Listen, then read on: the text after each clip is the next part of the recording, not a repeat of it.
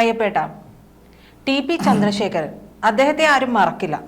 അദ്ദേഹത്തിൻ്റെ മരണസമയത്ത്, അതായത് അദ്ദേഹത്തെ വെട്ടിക്കൊലപ്പെടുത്തുന്ന സമയത്ത് അദ്ദേഹത്തിൻ്റെ പോക്കറ്റിൽ ഒരു ട്രെയിൻ ടിക്കറ്റ് ഉണ്ടായിരുന്നു. അത് കോട്ടയത്തേക്ക് പോകാനുള്ളതായിരുന്നു.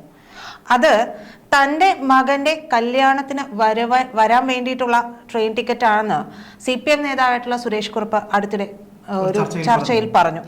അത് വളരെ ചർച്ചയാവുകയും ചെയ്തു. എന്തായാലും ഇപ്പോൾ TP ചന്ദ്രശേഖരൻ്റെ മകൻ്റെ വിവാഹം ഇന്നലെ നടന്നിരിക്കുന്നു. അദ്ദേഹത്തിൻ്റെ മകൻ്റെ വിവാഹ ചടങ്ങിലേക്ക് കൂടി സുരേഷ് കുറുപ്പ് എത്തുകയുണ്ടായി.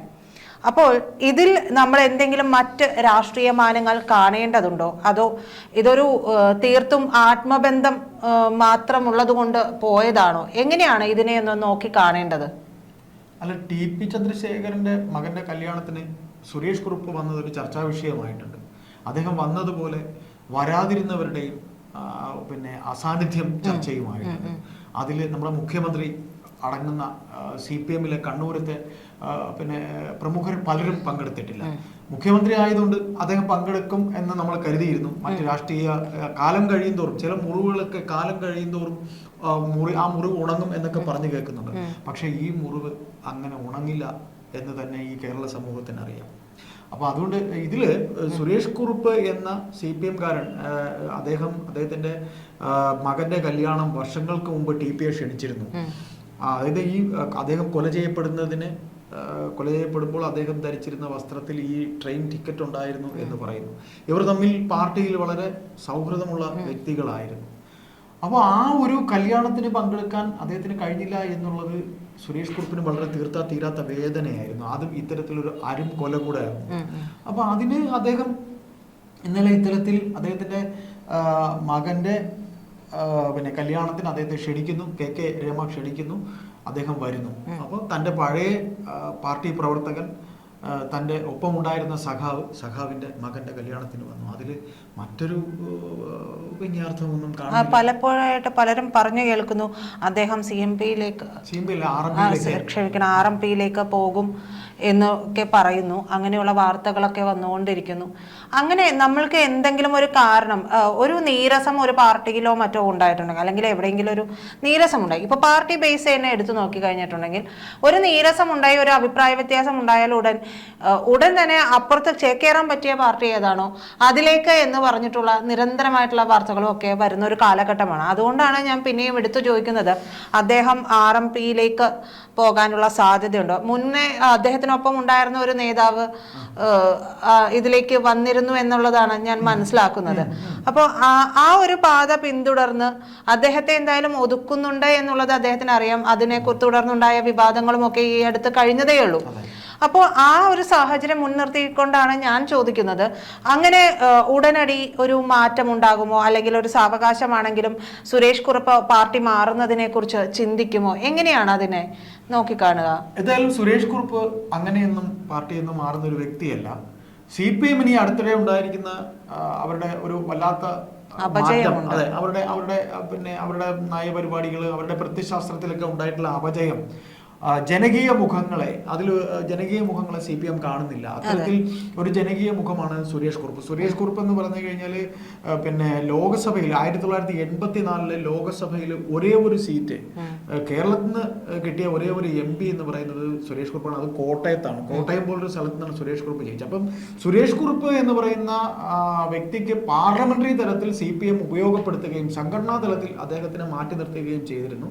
പക്ഷേ ഈ CPM-ൽ ഇത്തരത്തിൽ ഒരു വിഭാഗം എന്നും ഒരു കൂട്ടരെ കടന്നാക്രമിക്കുന്ന ഒരു പ്രവണത ഉണ്ടായിരുന്നു. അതിലൊന്നും സുരേഷ് കുറുപ്പ് പോകില്ല. അദ്ദേഹം ഇപ്പൊ ജില്ലാ കമ്മിറ്റിയിൽ ഉണ്ടായിരുന്നു. പാർട്ടിയിലെ തീർത്തും ഒരു സൗമ്യനായ അദ്ദേഹം നല്ലൊരു മുഖമാണ്. അത്തരത്തിൽ നിരവധി മുഖങ്ങൾ ഈ പാർട്ടിയിലുണ്ട്. നമ്മൾ കൊട്ടാരക്കര ആയിഷ പോറ്റിയുണ്ട്, പിന്നെ പാർട്ടിയിൽ നിന്ന് പുറത്താക്കപ്പെട്ട ആഞ്ചലോസ് ഉണ്ട്.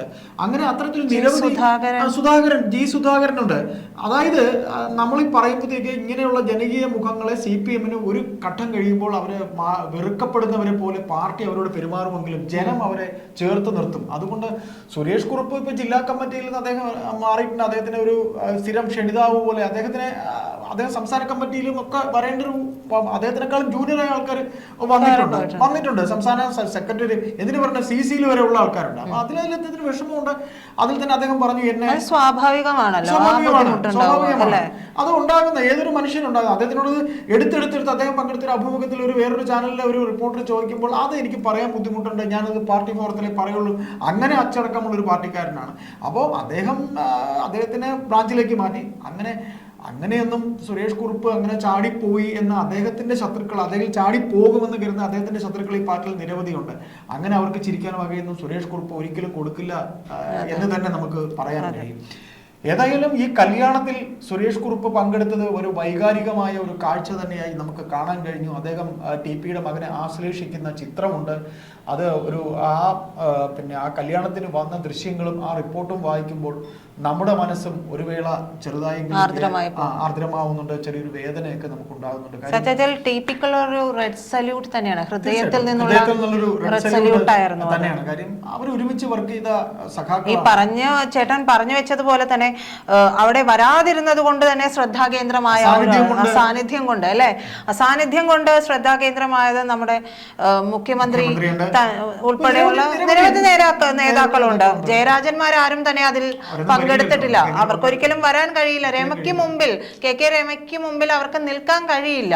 പല ന്യായങ്ങൾ അവർ പറഞ്ഞാലും KK രമയ്ക്ക് മുമ്പിൽ അവരെ അഭിമുഖീകരിക്കാൻ ഇവർക്ക് ബുദ്ധിമുട്ട് തന്നെയാണ്. കാരണം ചെയ്ത പാതകം എന്താണെന്നുള്ളത് അവർക്ക് വ്യക്തമായിട്ട് തന്നെ അല്ലേ. അപ്പോ അതുകൊണ്ട് സുരേഷ് കുറുപ്പ് ഉടൻ തന്നെ ഇപ്പോൾ തന്നെ ചാടി ഓടി മറ്റൊരു പാർട്ടിയിലേക്ക് പോകും എന്നുള്ള പ്രതീക്ഷയൊന്നും വേണ്ട. അദ്ദേഹം കറകളഞ്ഞ ഒരു പാർട്ടി പ്രവർത്തകനാണ്. CPM-നകത്ത് ഒരു വിഭാഗത്തിന് അങ്ങനെയൊന്നും ചിന്ത വേണ്ട. അദ്ദേഹത്തിന് ഇനി പാർലമെന്റ് തലത്തിലൊന്നും നേടാനുമില്ല. എത്രയെങ്കിലും തവണ അദ്ദേഹം MP ആയി, 2 തവണ MLA ആയി.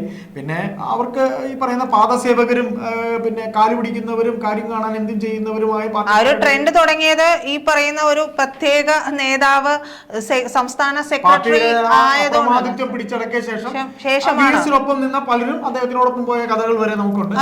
അപ്പൊ അതുകൊണ്ട് നമുക്കിതിൽ പറഞ്ഞു വെക്കാനുള്ളത് KK രമയെ വടകരെ തോൽപ്പിക്കാൻ എത്രത്തോളം ശ്രമിച്ചോ അത്രത്തോളം അവര് വിജയത്തിലേക്ക് തന്നെ വന്നിട്ടുണ്ട്. സഭയിൽ അവർ ഒരു സബ്മിഷൻ നൽകിയിട്ട് അല്ലെങ്കിൽ അവരൊരു ചോദ്യം അവർ ചില ചോദിക്കുന്ന ചോദ്യങ്ങൾക്ക് അല്ലെങ്കിൽ അവരൊന്ന് എഴുന്നേറ്റ് നിന്നാൽ തന്നെ തല കുമ്പിടുന്ന അവസ്ഥയിലേക്ക് ഈ CPM-ലെ നേതാക്കൾ സഭയിൽ മുഖ്യമന്ത്രി ഉൾപ്പെടെ തല കുമ്പിട്ടിരിക്കേണ്ട അവസ്ഥ നമ്മൾ കാണുന്നുണ്ട്. നമ്മളത് നേരിൽ കാണുന്നതാണ്. ആ ഒരു അവസരത്തിലാണ് ഇവിടെ സുരേഷ് കുറുപ്പ് എന്ന നേതാവിന്റെ റെഡ് സല്യൂട്ട് TPയുടെ ഓർമ്മകൾക്ക് മുൻപിൽ. സുരേഷ് കുറുപ്പിനെ ഇപ്പോ ബ്രാഞ്ചിലേക്കൊക്കെയാണ് അദ്ദേഹം തരതാഴ്ത്തിയിരിക്കുന്നത്. ഇനി ഇതിൽ കൂടുതൽ ഈ പാർട്ടിക്ക് അദ്ദേഹത്തിന്റെ മേൽ ചെയ്യാനില്ല. അതെ, എന്തായാലും പറഞ്ഞു നിർത്താനുള്ളത് ഇത്തരത്തിൽ തന്നെ അദ്ദേഹത്തിന്റെ ഒരു റെഡ് സല്യൂട്ട് TPയുടെ ഓർമ്മകൾക്ക് മുമ്പിൽ തന്നെയാണ്.